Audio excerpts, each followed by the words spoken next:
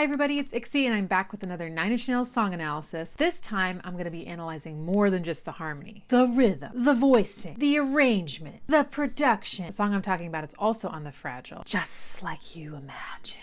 I'm going to take you through the whole song, but I want to start by showing you what the main theme of this song is.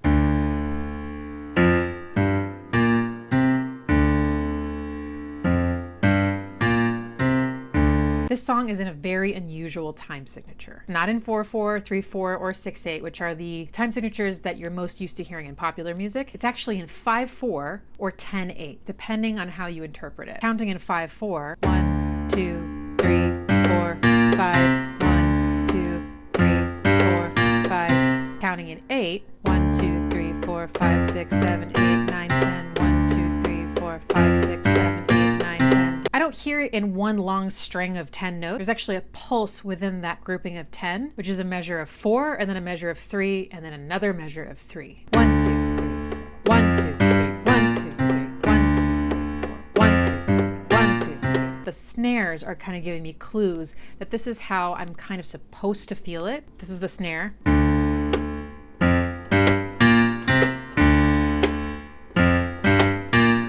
Snares often come off of the downbeat, which would be the beginning of each measure. You could also say this is a measure of 2/4 and then a measure of 6/8. All of them are correct. My ear training professor in college, Dr. Caracciolo, he posed a question to us. What is more memorable, the rhythm of the song or the pitches of the song? Da da da da da da da da da da da da da da da da da da da. You all know what that is. It's Happy Birthday. But if I was like do do do do do do do, you wouldn't know I was singing Happy Birthday, but those were the notes in the right order. Anyway, the reason I bring that up at all is because the rhythm of this theme is very, very important. The bass is doing it, the synths are doing it, the guitars are accentuating it, and the drums are accentuating it. It being in 10/8 or 5/4 is what makes it what it is. If I were to shorten it by 2 notes, 8/8 or 4/4, what would it sound like?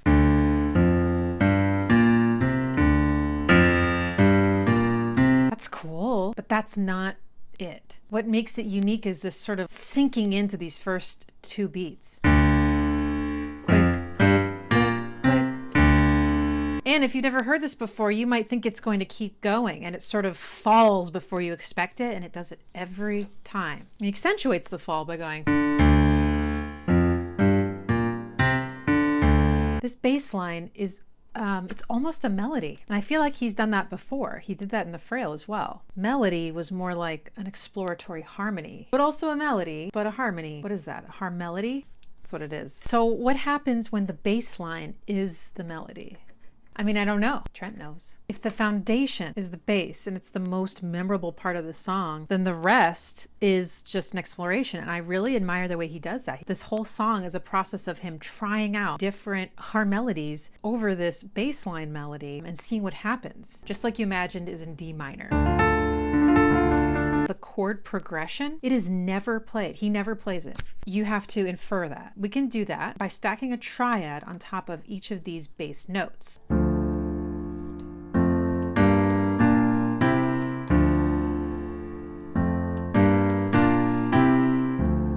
The structure of the song is like a series of buildups and breakdowns. He builds it, adds layers, intensity, and then there's just this collapse, and it happens again. And you just keep going through that with him. It's just this theme as the context, and then all this exploration happens up here with the guitar and the synths. All right, now let's start from the very beginning. There's actually an intro, which I think is really, really well done. The intro starts with the guitar strumming and the piano playing the melody, and some really cool sound effects going on.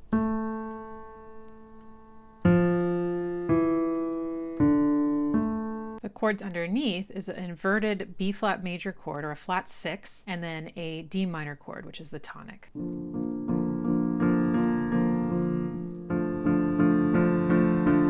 Now, an inversion is taking a chord, which is 3 notes, and just changing the order. Those last 2 were inversions of this chord, which is what he's doing. Here's the inversion he's using, which means that when it hits the next chord, which is D minor, he only has to change 1 note. It's almost straightforward, except it's not. If he wanted this to be consonant,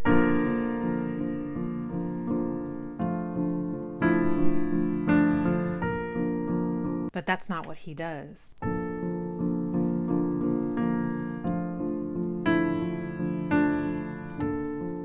Plays A. You could say that it makes this chord a B flat major 7 chord. And that 7th adds dissonance and tension. It wants to resolve up. Except it doesn't. If he separated them by register, then you'd be able to hear the piano more and the clash wouldn't be so intense. But instead, he starts down here.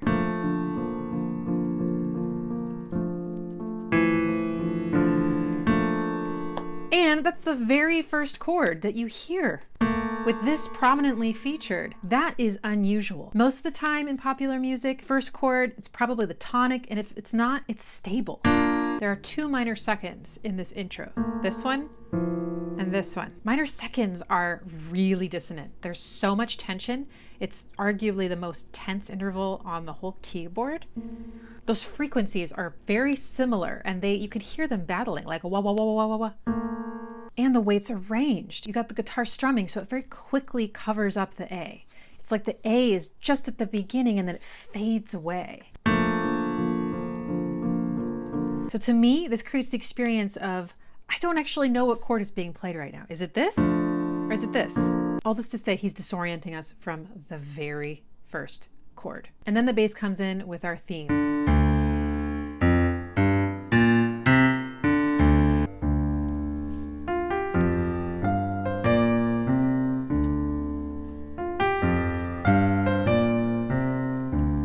Open. It's very structural sounding. He's very stingy with his thirds, and this song is no exception. I think the thirds bring something very human to music. There's a warmth to them. It feels good. There's a stability. There's a familiarity. They're really emotional. They orient you to the key you're in. They orient you to the kind of chord you're working with. There's a lot of color in thirds. He keeps them from you. So we do get a third here.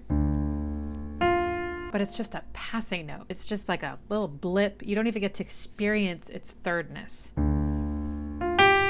that's where it's going. And that's a 9th. Oh, we're here.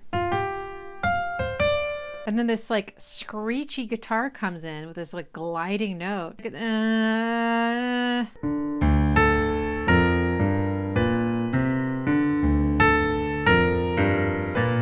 I don't know why Trent decided on those particular notes, but I can tell you that he was being intentional about it. He knows that that is hard to listen to. And since it's gliding, your ears are trying to figure out what note he's playing, just like here. And this builds and it breaks down. Then he goes nuts. Trent is expressing the F out of himself. It's atonal. There's no rhythm. There's no boundary. But the whole time, you still have this solid. That juxtaposition is interesting. It keeps you from going off the deep end completely.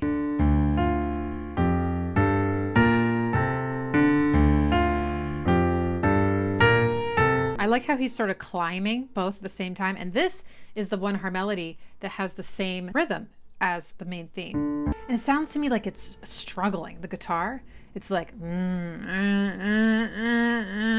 it almost sounds human, like a moaning grunt or a whining. In contrast to this, there's a lot less movement in this. Okay, now we get a beautiful breakdown. The main drum beat goes away. You're just left with these sort of electronic sizzly sounding percussive elements to give you some sense of structure. And then the vocal comes in and he's singing the tonic. Ah. He layers his voice and the note he picks is right next to D. It's C. So you get this dissonance. Now this is a major second. It's a little further apart than a minor second. It's still dissonant, but it's much more pleasing. But he's starting to add tension back in, right? Because he's singing the tonic, which is very sonorous, and he's adding more tension, and he's setting up an expectation that there's going to be another layer. I think your brain really wants him to hit the third. It would be so satisfying. And he does. But he waits until the very end of the phrase. There's this moment where you're like, am I hearing that because I want to hear it, or is it really there? And then by the time you realize that it was there, it's gone.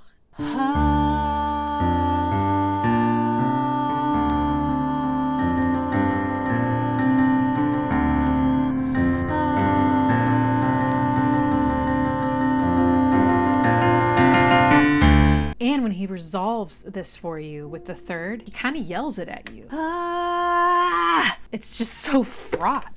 Then this highly distorted guitar comes in. That's just like, he started complex, then he got simpler, and finally he's just like, it's almost the opposite of what you'd expect. You would think that as it builds, starts simple, gets more complicated. So after you're sufficiently rocked, so this is starting to build more distortion, more just coming at you. The climax of the piece, there's a synth chord. It's not very easy to hear because there's so much sound and layers at this point.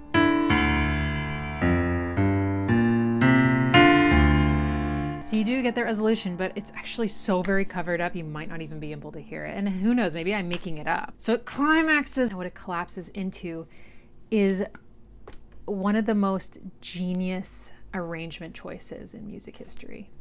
The piano, which started this all and has been absent for the whole song, comes back to finish it off. So again, this whole time he's been avoiding thirds. Thirds have been mostly just passing tones. Now he's just like third, third, third, third, third, third. Everything's stripped away, and what's left is this interval, this one interval that tells you what's really going on that you've been prevented from experiencing for the most part this whole song. He finally gives you the resolution you've been looking for.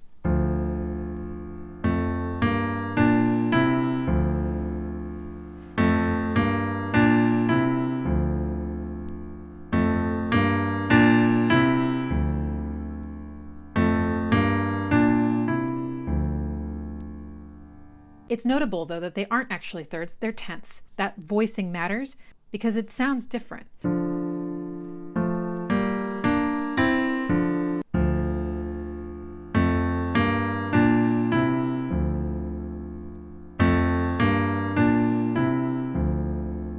And that's what we end on harmonically. When I first heard that, I was like, this is right. This is the most perfect thing that you could have done, Trent.